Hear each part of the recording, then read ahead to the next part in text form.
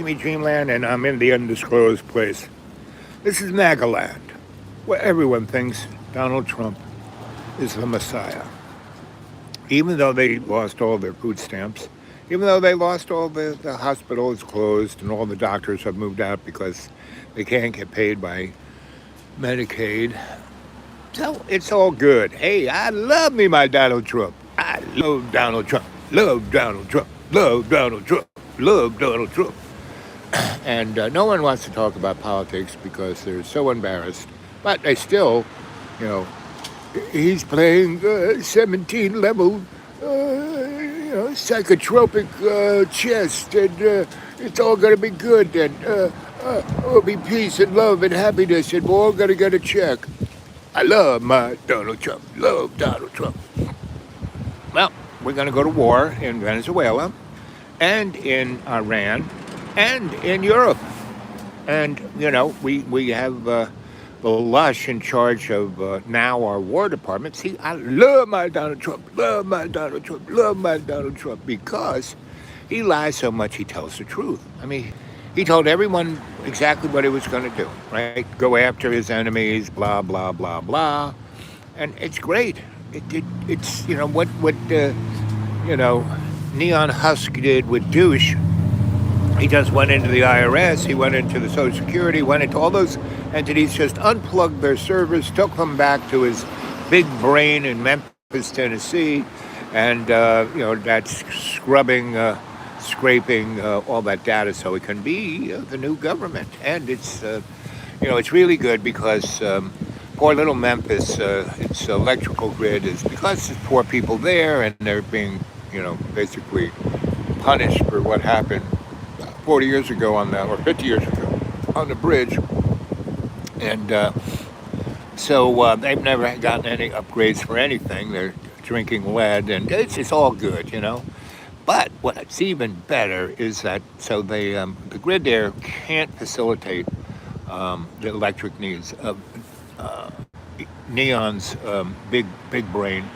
And so he's got 60 gas turbines, but not running on gas, but on bunker oil, the cheapest crap you can buy. That's it's like burning, plastic bags, and it's being blown out right into the neighborhood of the people who have been punished voraciously ever since Christopher Columbus got here. Anyway, so I love my Donald Trump, love my Donald Trump. So it's going to be by January 20th, somewhere around then, will be 1 full year of Donnie, right? And ooh, baby, just Russia's dumping some hardware, so is China, into Venezuela, enough to, the Cherry Ford is stuck in a bathtub. And all they have to do is as our buddy Donnie's buddy would say, saturate the field. But they just keep throwing cheapo cruise missiles at that aircraft carrier, $1 trillion aircraft carrier, with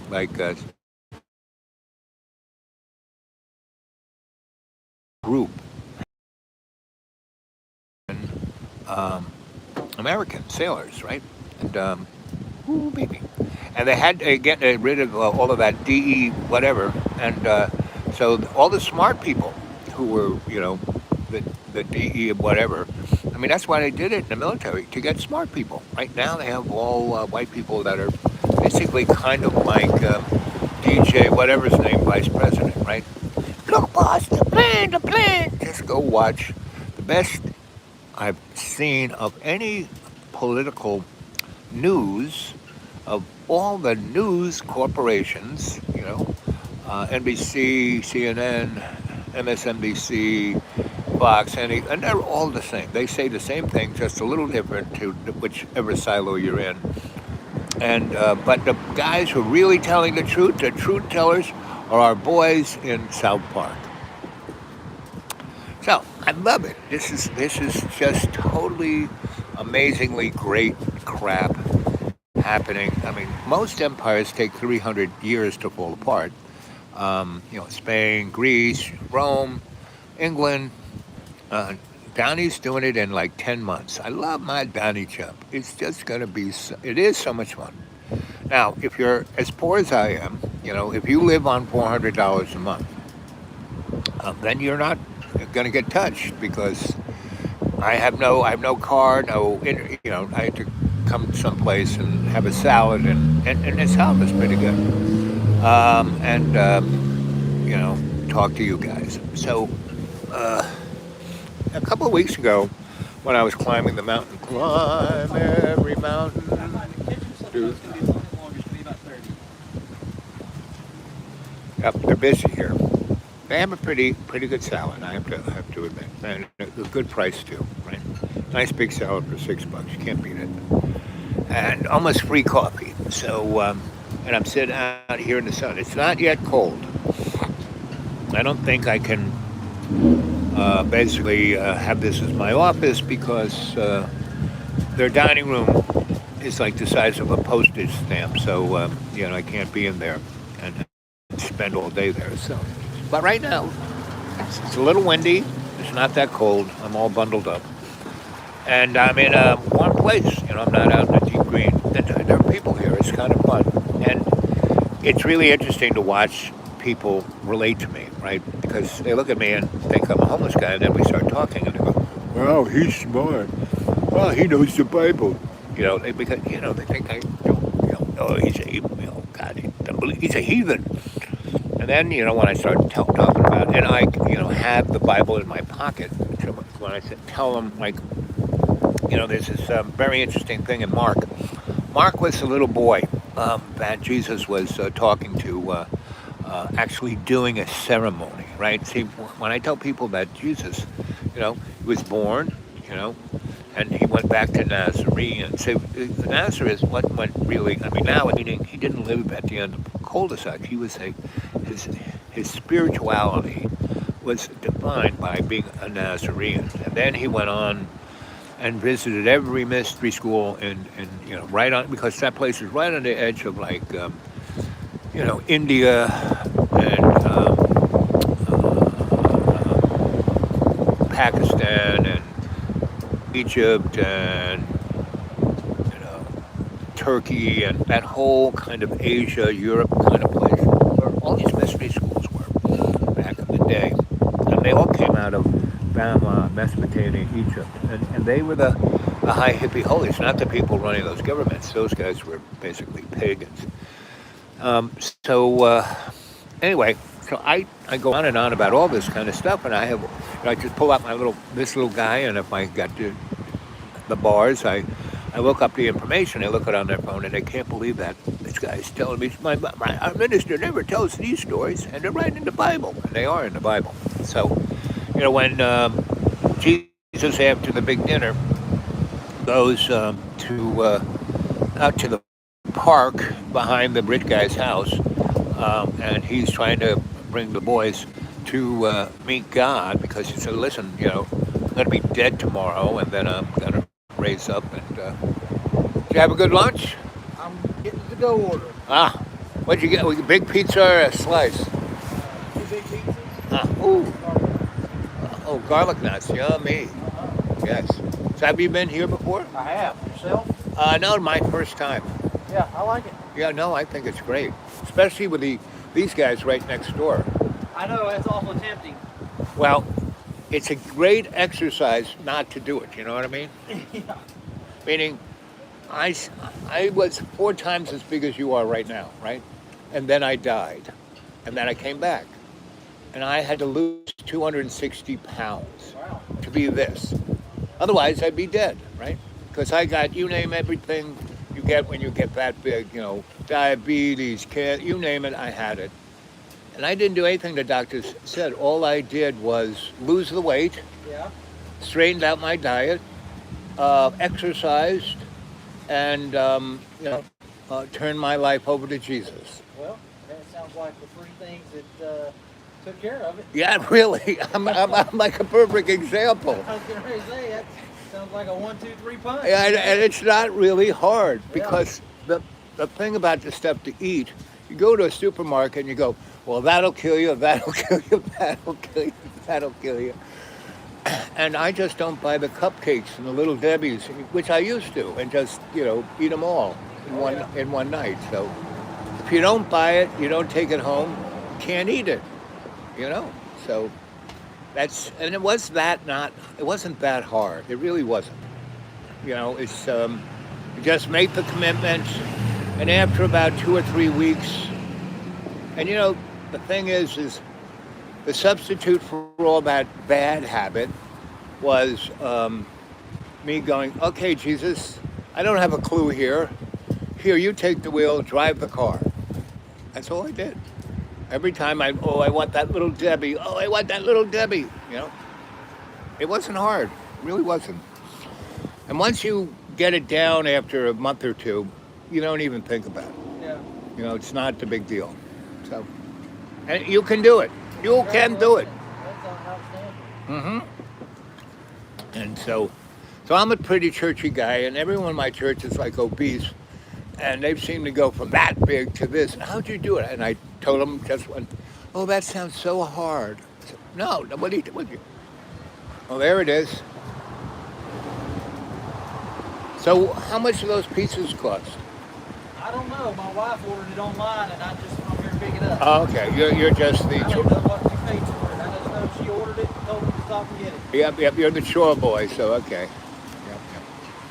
Well, these guys, they found a good place, good timing. They got here just before this town started to trend up. It's good. Did you grow up here? Yes, sir. So you have seen the gigantic difference of this place, right? Yeah, it's changed. It's doing well. I But- hope it keeps growing. But there's this like that's that, and the other thing is the loss of the culture. Instead of having the boys down in the gas station who are real Appalachian, we get the Cracker Barrel restaurant. I live, you know where Pogey is? I do, yes, sir. So I live way up there. Oh, wow. And that gas station's up top of Pogey Road? I think it's called the end of the road or something. I'm not talking to you, bud.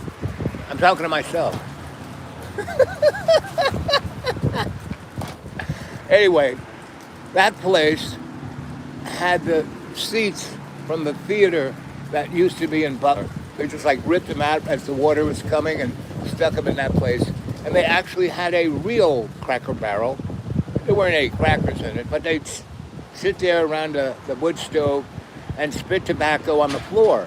The guy who owned it didn't care, because he was spitting on the floor too. And that's a kind of culture that shouldn't have been lost. You know what I mean? Sure. It's like there should be some at least respect to it or appreciation that it was there. But it's going to be gone. It's like, forget about it. It's like, it's going to be. But downtown here is like pretty amazing how everything is so trended up. Like 3 years ago, all those stores were closed. They just boarded up. So what do you do around here? I work in Irwin. Oh, okay. Oh, at the plant? I do, yes, sir. Yeah. I used to live in Irwin. I used to live on Buffalo. Yeah. Right. I like Buffalo. I hike over there. Yep. And it got washed away with the flood. Just gone. That whole side of that town was obliterated, right up to the hospital. Did they have to take the hospital down, or did they just clean it up? No, I believe they'll end up taking it down. Whether they rebuild it, I have not heard. Right. Well, I loved living there. I lived there maybe 15 years ago. So, yeah. But I worked at Los Alamos and San Dias, so I know the industry pretty well. And I worked in mining. I worked for coal and Gulf Mineral with high voltage. I'm a high voltage guy. But that was a long time ago. I'm pushing 80 right now. And I sure wouldn't be pushing 80 if I hadn't lost all that weight. I'd be under the ground. Oh, do they know you're out here? Yes, sir. They do. Matter of fact, I need to check on it. Right, exactly. It's so busy that I might have forgotten you. They get a lot of call-ins. Yeah, yeah. Get a lot of Like you. Uh, calls.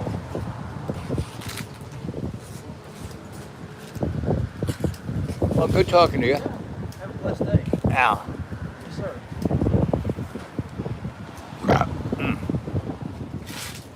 Oh-de-do-de-do. Ah.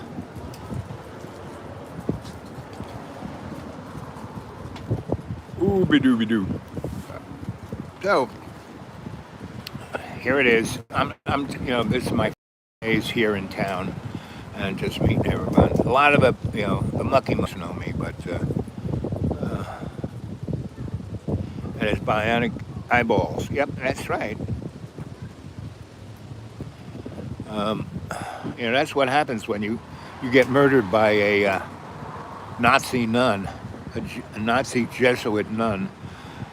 Did you guys know that all universities on the planet are based on the Jesuit scholastic system, mind control? Anyway, so how you doing there, Mr. Rubis? What's shaking in Ireland? Has it gotten cold yet? Yep.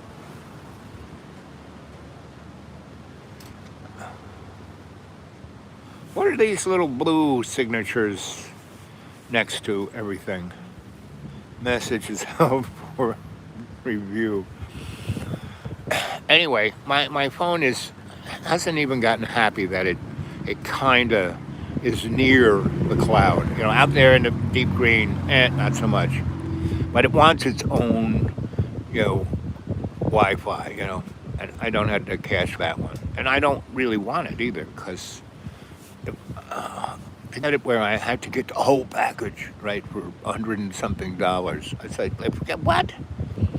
And I just want a YouTube, I just want Wi-Fi. I don't need all the other stuff. No, you got to have it. Let's see, working building a rich. The tribe, the tools at 65. Okay, that's good. Anyway, so now this place was like this whole town was like 2 years ago. Now they're rebuilding all the buildings that the guys set on fire like 10 years ago to get the insurance. Talk about insurance. Insurance soon will not exist. The main reason why Donnie cut out Obamacare is because it was Obama. That whole thing was a grift, because you have to pay $200 to $800 a month for insurance, and then when you have to have cancer surgery and radiation and all that kind of crap,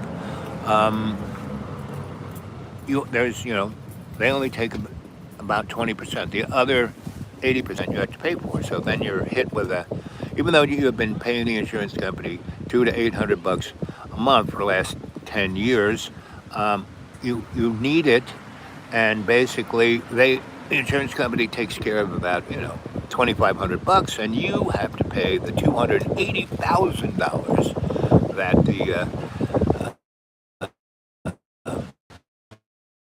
medical has supposed to charge you. So, unless you are as poor as I am, or as rich as Donnie is, and he still has the federal government, whatever they're doing to keep him alive. And maybe he's AI. Do you think Donnie's AI? Looks like Tudor look. Well, that's when they built this building back in the day during the Tudor period. Like in 1430, right? The Indians were doing it. So, did you know the Indians came up with the Tudor architecture? And all of the southern plantation the plantation architecture with the columns. You know who brought that to America? The Cherokee.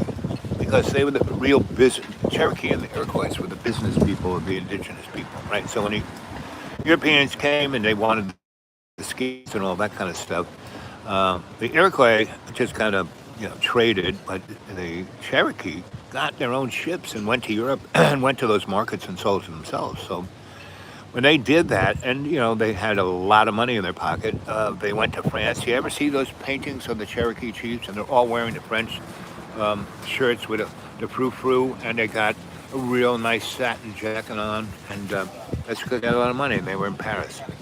And then they went, oh my God.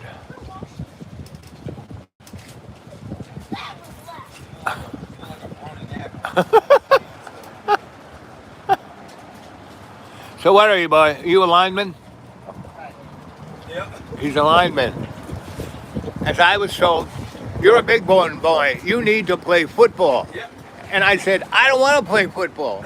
And so when they put me on the line in front of me, I knocked him on the helmet. Hey, I don't want to hit you. I don't want you to hit me. The guy's going to come through there. It's going to be on 3. Get everyone to get him.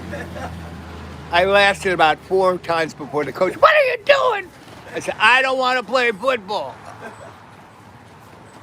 You got to bring it home, All right, see you. Yeah, baby. Have a good holiday. So that's me. I'm like the TikTok of storytellers.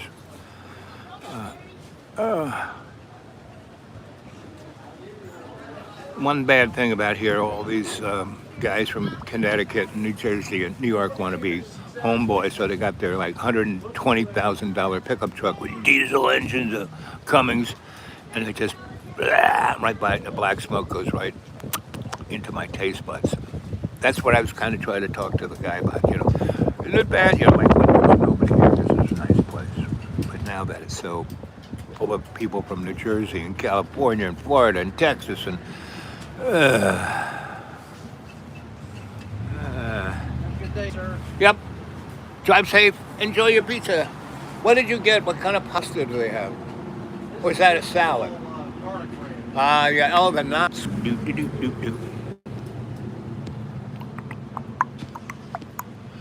Anyway.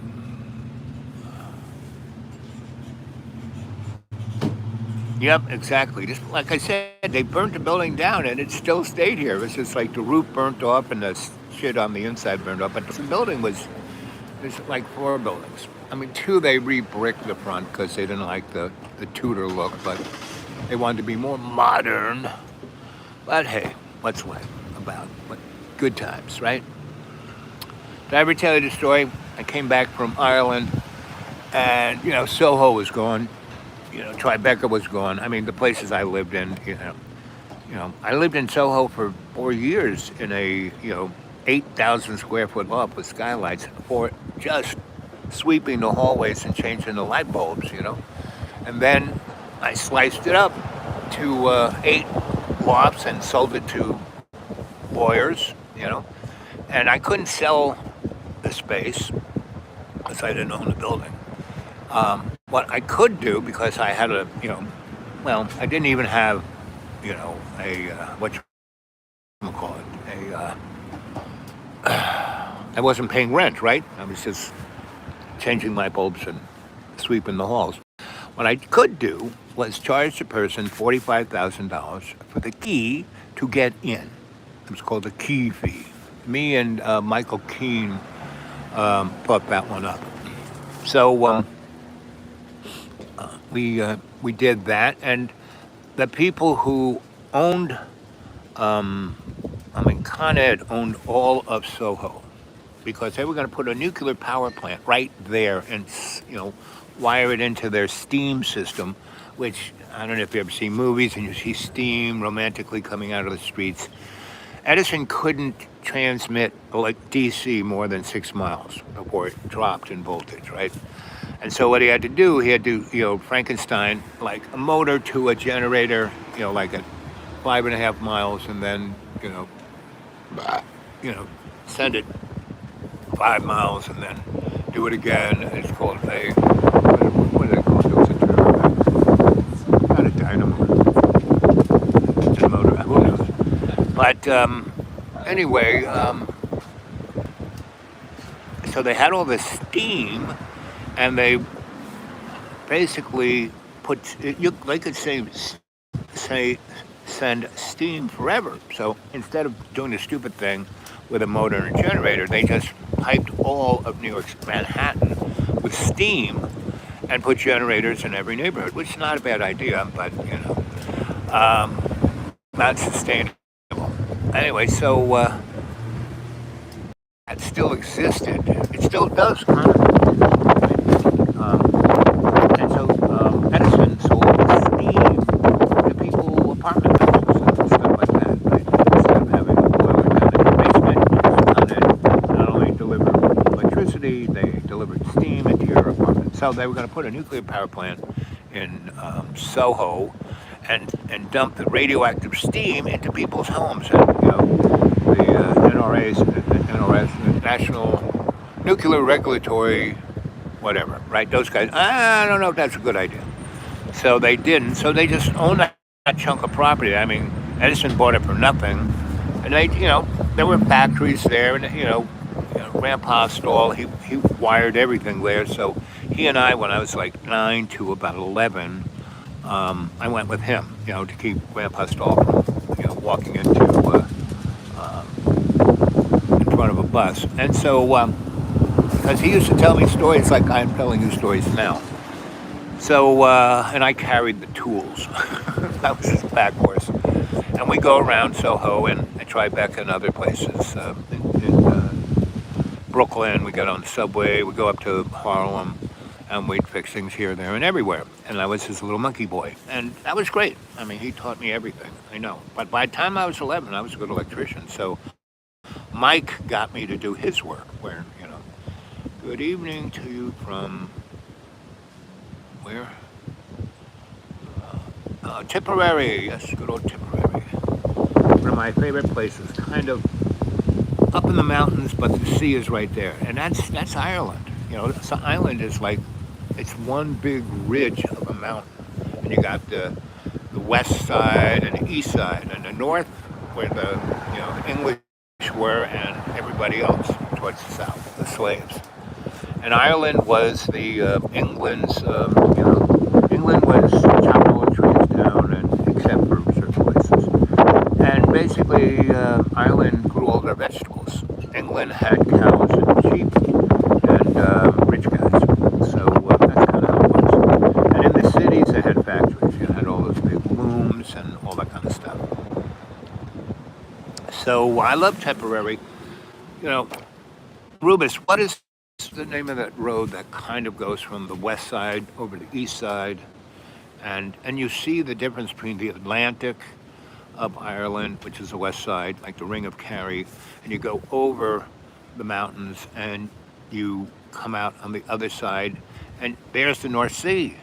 And the North Sea it's always rainy, it's always cold, it's always terrible. Whereas the West Coast is like Florida. It actually has palm trees. Am I right or am I right, Mr. Rubens? Right? Did I describe it well enough, or let's see. Yep, the English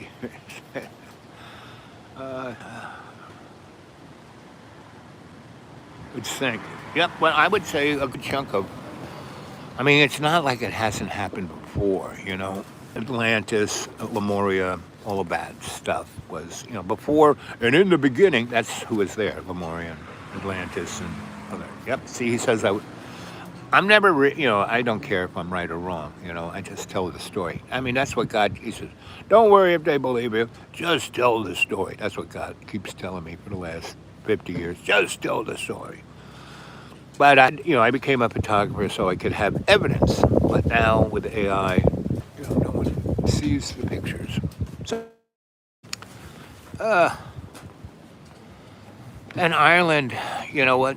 When I was there in the 70s, because Ireland joined the EU, I think in '86 or '84, somewhere in there, the Maastricht Treaty, and that was it for Ireland. It became just European, right?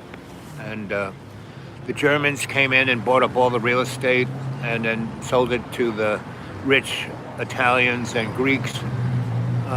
Hey, man. How you doing, sir? Getting your pizza? Yeah. Not bad. Pizzas have you boys got? Oh, I've gotten a number from here. They make good pizza. So you're from Boston? Or Hell thereabouts? no. No, where are you from? I live up in Stony Creek. No, with that accent? No. Right. No, that is We're Stony trying Creek. to train you. Okay. It's a slow process. It is a slow process. I'm a what is known as a belonger. I've been here 25 years, so I've been here my whole life. I know that's I'm here for. You're a lifer. That's what you are.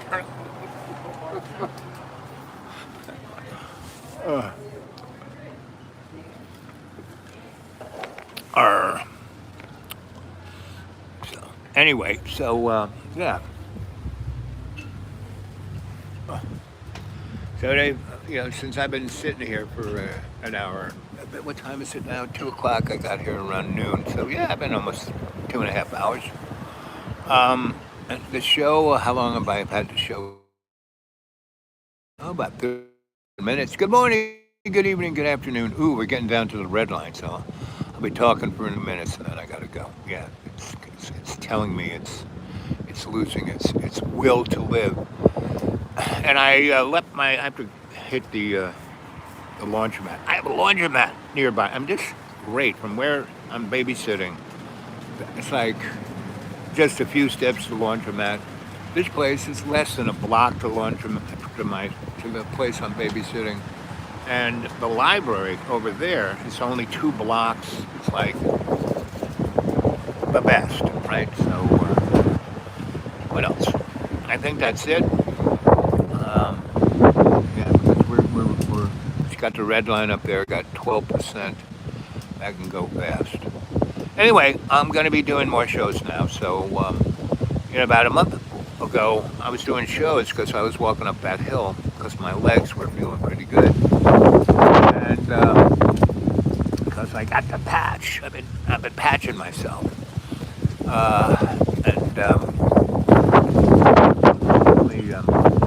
Feel like. So anyway. So I walked up that 1.5 1.25 up a hill, and what's the 10 gig?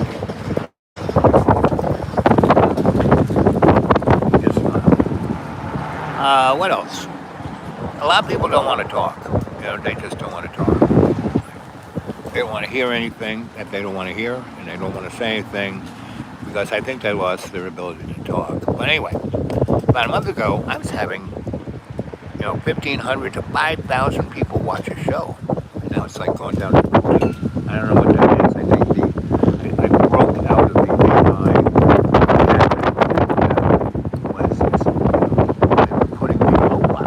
they were putting me, and now I'm like down in the soup. But I don't really care because what they don't realize is that I am a psychosocial, no, I am a